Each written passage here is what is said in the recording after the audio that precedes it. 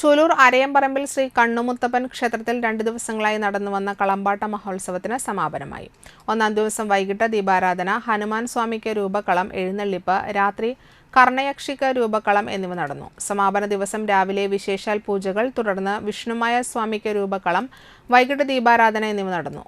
ക്ഷേത്രം ശാന്തി ദിനേശ് മുഖ്യ കാർമ്മികനായി. ക്ഷേത്രം president Sadanandan AP, secretary Pradeep Arayamparambil, treasurer Aneesh AS, രക്ഷാധികാരി സത്യദേവൻ AK എന്നിവർ ചടങ്ങുകൾക്ക് നേതൃത്വം നൽകി. മാർച്ച് 9 ഞായറാഴ്ചയാണ് ക്ഷേത്രത്തിൽ പ്രതിഷ്ഠാദിന മഹോത്സവം.